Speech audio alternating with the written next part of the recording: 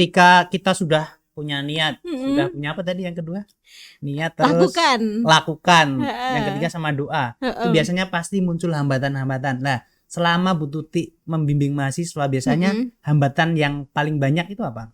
Nah, jadi tuh begini. Kalau hambatan ya, seringnya itu memang apa ya?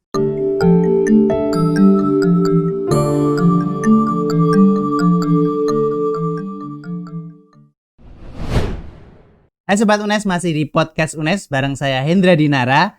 Dan menjawab kegelisahan Sobat UNES yang saat ini masih berjuang untuk menghadapi skripsi yang membuat mahasiswa semakin tertekan di masa yang sulit ini. Saya tahu kalau saat ini pandemi semuanya serba sulit, ditambah tekanan untuk menyelesaikan skripsi itu juga tambah sulit. Maka di sini kami sengaja menghadirkan seorang dosen metodologi penelitian. Selamat datang Bu Tuti. Selamat berjumpa. Iya, selamat berjumpa. Ini Bu Tuti dari fakultas mana ini? Dari Fakultas Ilmu Sosial. Biasanya jadi host ya? Iya, betul sekali. Tapi kali ini saya yang tanya-tanya Bu Tuti. Dan saya gantian yang deg-degan. Ya, saya juga deg-degan ini. Iya, sama. Nggak tahu harus ngomong apa. Oh gitu ya? Iya, sama kayak mahasiswa yang sedang menghadapi skripsi gitu itu mereka ya? Bingung. Deg-degan juga gitu Deg-degan juga. Sebetulnya skripsi itu sesulit apa sih Bu Tuti? Sesulit apa ya? Ini nggak ada perkenalan dulu nih. Apa-apa? Nggak apa-apa, langsung aja. Udah kenal semua. Silakan Bu Tuti. Sesulit apa ya? Sebenarnya nggak sulit sih kalau bagi yang sudah menyelesaikan tuh kayaknya biasa aja kayak gitu sih, nggak ada yang sulit. Yang sulit itu adalah niat. Nah, tapi teman saya itu kebetulan editor podcast itu juga belum selesai itu. Itu gimana itu? Nah, ditanya dulu tuh seharusnya, ini masalahnya kenapa? Ada apa? Kok bisa sampai lama gak selesai itu karena apa? Nah, itu pasti kalau udah ditemukan masalah baru kemudian cari solusi. Seperti halnya penelitian tuh ya kayak gitu kurang lebihnya. Cari dulu tuh masalahnya apa. Kalau udah ditemukan kemudian susun tuh rumusan masalah. Cari metode yang paling tepat untuk menyelesaikan. Baru kemudian diteliti lebih detail. Jadi sebetulnya gak sesulit itu ya? Enggak sih, enggak sulit. Terus sebetulnya kalau mahasiswa ini mau dengan mudahnya membuat skripsi itu mulainya sejak kapan? Ya, kalau di masing-masing jurusan itu kan biasanya beda-beda ya kebijakannya ya. Kalau misalnya di jurusan PKN tuh, nah itu semester 5 itu biasanya sudah mendapatkan mata kuliah metode penelitian, metodologi penelitian. Nah, di mata kuliah itu biasanya itu ada beberapa tagihan yang harus dihasilkan oleh mahasiswa. Nah, ketika di mata kuliah itu sebenarnya bisa banget untuk dilanjutkan ke skripsi kayak gitu. Jadi tuh sekalian dia mengerjakan tugas kuliah, ya sekalian juga dia itu membuat rancangan skripsi kayak gitu. Harusnya bisa. Kalau contohnya di jurusan saya gitu. Jadi semester 5 itu sebenarnya sudah bisa mempersiapkan. Jadi semester 5 sudah bisa langsung membuat skripsi. Harusnya gitu ya. Mungkin memulai dulu ya, karena untuk membuat skripsi itu dia kalau tidak salah saya dulu pernah ya, saya juga karena sarjana ya. Dulu itu harus minimal berapa SKS kayak gitu. Oh iya, kalau itu harus menempuh berapa SKS itu memang iya. Cuma jangan harus kemudian terpatoknya aku belum sekian SKS nih, jangan seperti itu. Tapi ketika misalnya sudah dapat teori, misalnya metode yang tepat dalam meneliti itu seperti apa. Biasanya kan yang paling urgent itu dalam penelitian adalah ya metodenya yang paling ilmu-ilmu tentang metode penelitian itu yang seperti apa. Nah, kalau sudah dapat bisa itu langsung dilanjutkan saja begitu. Jadi nanti sudah punya bekal di awal, tinggal dilanjutkan saja ketika memang syaratnya sudah terpenuhi kayak tuh gitu. Sobat UNES. Jadi jangan tunggu sampai SKS-nya cukup. Iya, ketika kamu dapet apa tadi Bu? Mata kuliah metode penelitian. Mata kuliah langsung aja. Iya, betul. Dibuat skripsinya. Jadi mengerjakan tugas kuliah sekalian dirancang untuk pembuatan skripsi saja begitu. Itu sebetulnya wajib nggak sih Bu? Soalnya banyak sekali mahasiswa yang sampai tertekan, mungkin ada yang bunuh diri juga itu gara-gara skripsi itu. Skripsi ya wajib ya. Kalau begini ya, itu sebenarnya bergantung pada kebijakan masing-masing instansi ya. Dulu sempat terdengar ada kabar bahwa kalau misalnya sudah pernah ikut PIMNAS dapat emas, maka sebenarnya tidak diwajibkan untuk membuat skripsi kayak gitu. Tapi kembali lagi nanti kan diserahkan kembali ke jurusan atau prodi masing-masing kayak gitu. Nah, skripsi itu sendiri kan sebenarnya salah satu syarat ya untuk mendapatkan gelar sarjana. Jadi kalau mau lulus ya harus itu juga begitu, menempuh SKS itu begitu. Jadi kalau sudah pernah ikut PIMNAS dan dapat emas, Itu Nah, bisa nggak usah bikin skripsi. Nah, dulunya itu ada wacana tuh sudah Hmm. kebijakan, saya kurang paham, yang pasti pernah disampaikan seperti itu. Cuman tindak lanjutnya itu yang seperti apa yang saya juga sendiri kurang paham, karena di jurusan saya itu semuanya membuat skripsi sih kayak gitu. Oh, itu sudah kejadian belum Bu di di Kalau fakultas di lain gitu? jurusan saya itu kebetulan belum ada ya BIMNAS dapat emas yang untuk yang saat-saat ini ya. Kalau dulu-dulu mungkin banyak mungkin ya. Kalau sekarang sih belum ada. Jadi saya juga kurang ini ya. Kalau maju di BIMNAS iya, tapi kalau mendapat emas kebetulan belum kayak gitu. Jadi juga ya Belum semuanya ada ya, belum kejadian ya. kalau yang dulu kurang tahu kayak Yeah. kalau yang sekarang sih belum ada begitu. Oke. Dan untuk mempermudah sobat UNES ini yang kebetulan sedang berjuang dalam skripsinya itu, bahan-bahan apa saja sih sebetulnya kalau buat membuat skripsi itu? Bahan-bahan untuk membuat skripsi. Jadi begini sih, skripsi itu yang paling penting disiapkan tuh apanya. Yang pertama adalah kita harus menemukan masalah dulu, masalah penelitian kayak gitu ya. Dan masalah itu juga harus dianalisis dulu, dikaji. Kira-kira masalah itu penting untuk diteliti ataukah tidak? Begitu. Jadi jangan, kadang tuh begini, secara administratif memang kita itu seringnya disuruh mengumpulkan judul, tapi ya cara dalam penelitian tuh harusnya adalah yang pertama kita menemukan masalah dulu. Jangan kemudian malah mengada-adakan masalah, tidak ada masalah tapi cari masalah. Iya. Jadi misalnya begini, ada beberapa tuh mahasiswa yang saya tanya, kenapa kamu melakukan penelitian di sini begitu? Karena dekat dari rumah saya. Nah, itu berarti bukan satu alasan ilmiah kayak gitu. Harusnya walaupun itu dekat dari rumahnya, tapi ada alasan ilmiahnya. Misal nih, dia tinggal di ibu kota, tapi ternyata di situ penanaman nilai-nilai karakternya luar biasa sekali, sehingga anak didik yang ada di sekolah itu misalnya ya mereka berkarakter yang sangat keren, bagus, baik kayak gitu ya. Nah, biasanya orang itu kan melihat begini, kalau di metropolitan atau di kota misalnya itu kan nilai-nilai yang di ini kan kadang kan agak sedikit kurang nilai apa nih? Ya misalnya nilai karakter moral ataupun gitu. kayak gitu kan. Kadang kan dengan lingkungan yang cukup bebas dan lain sebagainya, sehingga ya secara nilai-nilai yang dipegangnya juga misalnya nih biasanya kan dianggap agak kurang bagus, tapi ternyata ada juga bahkan mungkin banyak misalnya gitu ya. Dan kemudian dia tertarik untuk meneliti di daerah yang seperti itu, atau misalnya di daerah yang memang terkenal atau rawan dengan istilahnya di situ ada geng apa kayak gitu ya, atau motor gitu misalnya. sering terjadi kerusuhan dan lain sebagainya, tapi orang-orangnya kok bisa masih ada yang berkarakter baik gitu ya. Nah, sehingga kemudian mau cari lebih lanjut nih, sebenarnya sekolah ini tuh menerapkan pola pendidikan seperti apa, kok bisa kemudian di lingkungan yang kurang mendukung tapi outputnya bisa menjadi anak-anak yang baik-baik tuh seperti apa. Nah, itu juga bisa tuh jadi diangkat. masalah juga itu. Iya begitu. Jadi masalah itu bukan selalu hal yang jelek terus tuh, tidak. Bisa jadi adalah hal yang baik tapi di lingkungan yang sebenarnya kurang bagus. Atau misalnya seringnya begini, di satu wilayah yang sebenarnya itu secara geografisnya itu kurang oke, tapi orang-orangnya ternyata makmur-makmur. Ada apa ini gitu? Apakah orang-orangnya sangat kreatif atau bagaimana? Nah, kemudian dicari tahu lebih mendalam, itu juga bisa gitu. Jadi tuh, Sobat UNES, temukan masalahnya dulu. Bisa gitu. Jadi mungkin dari Sobat UNES dengerin ini obrolannya Bu Tuti bisa jadi banyak itu ya. Jadi digali menemukan banyak masalah gitu ya. Terus sebetulnya perbedaan masalah masalah penelitian sama masalah pribadi. Nah, misalnya begini, saya punya pacar nih, dia kurang perhatian gitu, nggak pernah nelpon, nah itu termasuk masalah juga. Iya, masalah tapi bisa bukan diangkat masalah juga penelitian ya. Jadi, nah ini nih yang nggak bisa diangkat itu berarti. Begini, jadi itu perlu dianalisis dulu nih masalah. Ini masalah penelitian ataukah masalah yang tidak perlu untuk diteliti lebih mendalam kayak gitu.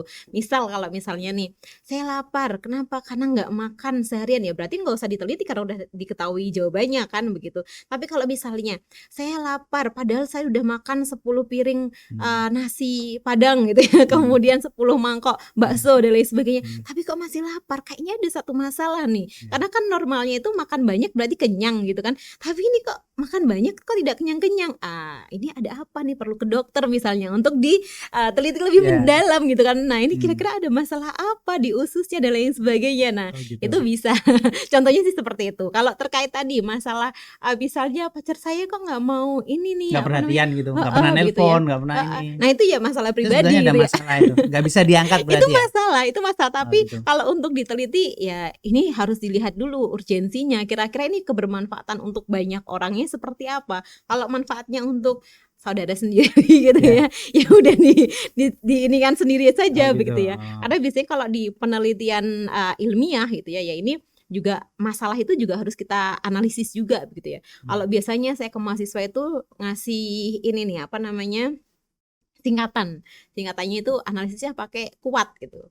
What? Kuat Strong. kuat itu kuat itu K-nya itu kemampuan, Oh iya, kemampuan. U-nya itu uang, Hmm. A-nya itu alat. Nah, terus T ya, kuat gitu Ya, ya. apa? Oh, W Lupa ya? dulu, W waktu. Kemudian Kuat T-nya ya itu Sobat UNES iya, ya. Pakai W ya. tenaga. Iya, betul. Jadi dari segi kemampuan nih, kira-kira kita sanggup gak untuk menyelesaikan ini kayak gitu. Kemudian apa namanya? Dari segi alatnya nanti yang untuk kita ambil data, misalnya begini, kemampuan misalnya oke lah kita sudah dapat di apa namanya ilmu pengetahuan di S1 ini misalnya begitu. Ya. Tapi kita tidak mendalami terkait bidang itu, maka kan berarti kan kita kan sebenarnya secara kompeten kan kurang begitu ya. Maka ya ambillah yang sesuai dengan kajian yang sama ini dipelajari begitu. Jangan yang misalnya nih PPKN gitu ya. Sah-sah saja mau meneliti apapun tapi harus melihat dulu kemampuan dia juga begitu. Gitu. PPKN mau meneliti tentang misalnya apa namanya tentang astronomi misalnya ya. Nah, itu mungkin ya bukan bidangnya begitu. Sehingga ya harus kalau bisa disesuaikan dengan kemampuan dia, basicnya dia gitu. Kemudian uang nih, ini juga perlu banget. Uang, Jadi jangan hanya yang kemudian aku pokoknya ini mau menganalisis misalnya bagaimana sih apa namanya peran serta masyarakat dalam pemilu misalnya begitu. Yang mau saya analisis yang mau saya teliti nih di mana? Indonesia. Kemudian sampelnya populasinya mana? Indonesia, sampelnya mana? Indonesia juga. Dari Nah, ujung itu sampai ujung gitu ya. iya kan Uangnya nggak cukup. iya, apalagi untuk S1 ya Iya. begitu. Kemudian alatnya juga. Nah, ini perlu dilihat nih. Jadi apa namanya untuk ambil data itu seperti apa? Cukup nggak apa namanya ada alat untuk ini nggak yang mumpuni kayak gitu.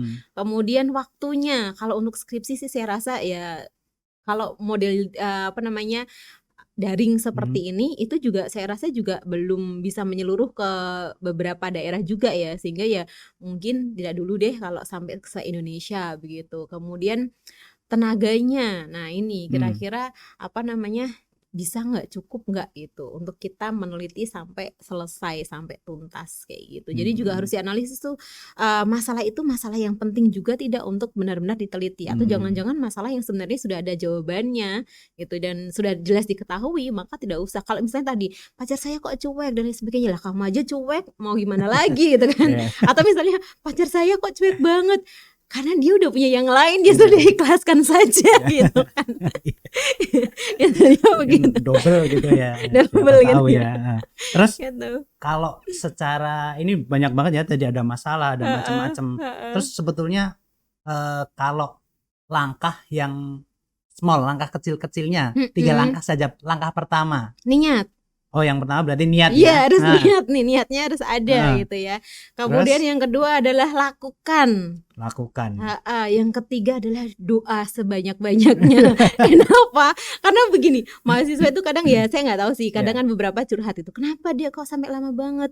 Kebetulan dosennya sibuk Bu, ditugaskan keluar kota terus. Nah itu kan berarti harus perbanyak doa tuh, ya Tuhan walaupun dosen saya mungkin sibuk sekali, biar ininya saya tetap jalan dengan lancar gitu, iya gitu kan. Nah jadi tetap itu ada kekuatan Tuhan juga itu yang menyertai gitu. Termasuk juga ya Tuhan semoga moodnya saya bagus terus biar saya bisa semangat mengerjakan ini gitu. Karena seringnya itu kebanyakan kalau menurut saya itu lebih ke niat sih, yang kadang itu aduh lagi males, aduh aku apa, nah itu yang kemudian jadi terhambat. Oke, terus ini ketika kita sudah punya niat, sudah punya apa tadi yang kedua? Niat, terus lakukan. Yang ketiga sama doa. Itu biasanya pasti muncul hambatan-hambatan. Nah, selama Bu Tuti membimbing mahasiswa biasanya hambatan yang paling banyak itu apa? Nah, jadi tuh begini. Kalau hambatan ya, seringnya itu memang apa ya? Kadang tuh ada sih pengetahuan yang kadang itu mungkin ya ketika saya sendiri menyampaikan di kelas, kadang itu mungkin ada yang kurang sampai dengan tepat kayak gitu. Akhirnya kadang itu miss, sehingga ketika pada saat melaksanakan pada saat proses bimbingan itu ya saya harus menjelaskan ulang begitu. Jadi teorinya tuh seperti ini deh, kayak gini-gini. Jadi harus ini juga sih itu. Kemudian yang selanjutnya kebanyakan itu mereka kadang ini sih, ada yang memang sudah nyambi apa-apa pas Kerja gitu iya, ya. betul. Oh. Apalagi kalau sudah punya uang banyak. Nah, itu tuh Uangnya seringnya. enak gitu ya. Iya. Tuh Sobat Gitu. UNES. Seringnya begitu. Ya. Kadang tuh seperti itu. Akhirnya kan, Bu, tapi saya harus kerja dari jam Ya, sekian alasan sekian. itu. Iya kayak gitu. Kemudian kadang itu, nggak apa-apa. Dulu saya juga kuliah sambil kerja tapi jalan-jalan jalan masih lancar Selesai kayak ya. gitu, selesai gitu Cepat kan. ya. Nah, kemudian selanjutnya biasanya gimana ya? Nah, itu biasanya kalau banyak ngeluhnya tuh niatnya yang kurang biasanya. Oh gitu. Berarti Begitu. kurang tambahin niat ya Eh, Sobat eh. UNES ya. Terus biasanya nih Apa? beberapa Sobat UNES itu yang saya pernah ketemu mereka ya, Mm-mm. ada yang bilang itu "Wah, dosennya itu susah banget. Entah Gitu itu ya. dari susah ditemui, susah Gitu. ngasih ACC, atau kalau enggak misalnya mungkin susah komunikasinya juga Oh, susah begitu ya. gitu. Itu gimana Bu Tuti? Oke, kalau Ada nggak sih terkait sebetulnya dosen yang mempersulit mahasiswa? kalau menurut saya semua dosen itu inginnya tuh membantu begitu ya. Kemudian ingin transfer ilmu. Kadang tuh mahasiswa kurang sabar gitu. Oh, ya. Jadi kalau misalnya banyak nih yang cerita, "Oh enggak kok, aku udah sampai ini lo bolak-balik." Ya berarti harus perbanyak doa itu tadi ya. Iya. Kita doakan semoga dosennya sehat selalu sehingga bisa membimbing dengan baik, lancar gitu ya. Kalau mempersulit kayaknya tidak deh. Cuman mungkin pola komunikasi kadang yang harus diperbaiki kayak gitu ya. Misalnya ketika komunikasi misalnya, "Bapak saya mau bimbingan ini ya mungkin pakai bahasanya lebih sopan juga. Kemudian juga lihat waktu. Iya. Kalau WA-nya itu tengah malam gitu kan. Nah, Iya. dosen tuh beda-beda ya. Ada yang it's okay nggak apa-apa deh jam segini WA-an tahajudan sekalian saling mengingatkan. Itu ada yang tidak apa-apa. Tapi ada juga yang berpikiran, ini kan jam untuk saya istirahat. Kenapa saya harus masih disuruh mikir kayak gitu kan. Nah, jadi pahami juga tuh dosennya kayak gitu. Jadi pahami beliau karakternya seperti apa. Kemudian jalin komunikasi dengan baik sehingga ya semuanya bisa lancar kayak gitu. Jadi sebenarnya kalau dosen mempersulit kayaknya sih enggak gitu. Mungkin ada Nggak pola ada ya? komunikasi yang kurang pas aja kayak Oh gitu. gitu. Oke. Mm-mm. Terus untuk masing-masing fakultas itu kan beda-beda ya Bu Tuti ya. Betul. Itu sebetulnya general nggak sih mereka harus cari masalah dulu dari awal itu? Jadi begini, kalau per fakultas itu biasanya punya kaidah selingkung yang beda-beda gitu ya. Jadi ada Kaidah selingkung ketentuan, ada ketentuan yang berbeda antara fakultas A dengan fakultas B. Maka yang paling utama adalah kita harus melihat pada panduan pembuatan skripsi kayak gitu. Jadi kalaupun saya mengajar metode juga sama itu. Jadi kan begini, mahasiswa itu kan dapat mata kuliah bahasa Indonesia yang ngajar biasanya dosen-dosen dari bahasa kayak gitu kan. Nah, sedangkan di saya juga ada metode penelitian. Nah, kadang itu, "Bu, kalau dalam penulisan di mata kuliah yang saya pelajari di bahasa itu seperti ini," gitu. "Oh iya, itu memang benar. Cuma nanti silahkan dikembalikan lagi kepada kaidah yang ada di fakultas masing-masing karena biasanya berbeda." Tapi kalau terkait apakah diawali dengan menemukan masalah? Iya, semua Iya, penelitian general ya itu harus. ya. Kayak gitu. Cuma dalam pelaksanaannya itu ya harus menyesuaikan dengan kaidah yang ada di fakultas masing-masing itu. Pasca sarjana dengan di S1 itu juga beda. Oh iya, Gitu. ini Bu Tuti. Untuk perbedaan antara kan kalau di S1 itu ada skripsi ya, S2 ada tesis, S3 ada disertasi. Itu bedanya apa Bu Tuti? Bedanya adalah kalau skripsi untuk mendapatkan jenjang gelar sarjana gitu kan. Disertasi magister. Tesis adalah dokter gitu ya gitu ya Sobat UNES ya. Jawabnya cuma gitu aja ya. Cuma ada sedikit perbedaan, bukan sedikit ya, lumayan lah kayak gitu. Jadi terkait apa ya yang akan diteliti itu biasanya begini, kalau di skripsi itu ya masih sebagian itu peran pembimbing itu masih cukup apa besar ya, kayak gitu ya, sekitar 40-50 lah peran dari pembimbingnya kayak gitu. Kalau di disertasi, di tesis itu tidak terlalu gitu. Ya bisa sampai 80% peran dari penulis ya. Pembimbingnya ya sekitar 20%-an lah kayak gitu. Sedangkan kalau di disertasi ini lebih di ini kan ke si penulisnya itu sendiri, mahasiswanya gitu, calon doktor kayak gitu. Belum ya tapi Bu Tuti ya. Amin, doakan ya semoga segera begitu. Belum tapi sering melihat sih dan juga sudah mulai juga ini. doakan semoga tahun depan. Oh iya. Kemudian juga terkait kedalaman yang mau diteliti itu biasanya Iya. juga berbeda.